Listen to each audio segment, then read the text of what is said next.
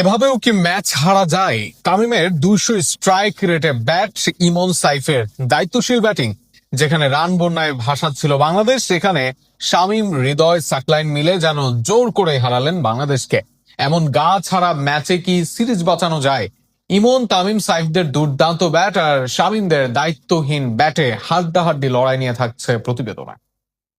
ODI টেস্টের পর টি-20তেও বাজিমাত বাংলাদেশের। সাম্প্রতিক সময়ের ধারা অব্যাহত রাখলো টাইগাররা।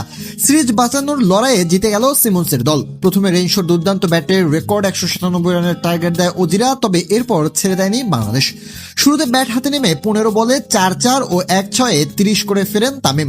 এরপর 9 বলে মাত্র 15 রানের সৌম্য ফিরলেও জুটি করেন সাইফ, ইমন। সাইফের দেখে শুনে রান বের করা আর ইমনের ব্যাটিং তাণ্ডবে জয়ের দিকে যেতে থাকে বাংলাদেশ। পরে উইকেট হারালো, বাকি পথটা পাড়ি দিয়ে ঠিকই জয় ছিনিয়ে নেয় টাইগার ব্যাটাররা। এর আগে বীরশ্রেষ্ঠ শহীদ flight lieutenant Motiur Rahman cricket স্টেডিয়ামে টসে জিতে ব্যাটিংয়ের সিদ্ধান্ত নেয় অস্ট্রেলিয়া।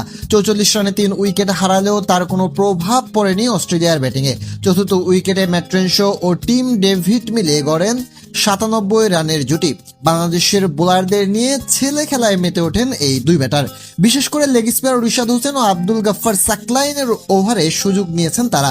রিশাদের চতুর্থ ওভারে টানা 3 ছক্কা মারেন রেনশো। 15তম ওভারে ডেভিড আউট না হলেও স্কোর 200 ছাড়িয়ে যেতে অনায়াসে।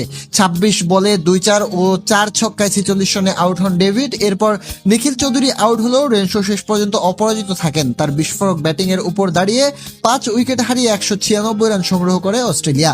52 বলে 4-4 ও 5 ছক্কায় 89 রানে অপরাজিত থাকেন রেনশো। বাংলাদেশের বোলারদের মধ্যে নাসুমি সবচেয়ে সফল বোলার।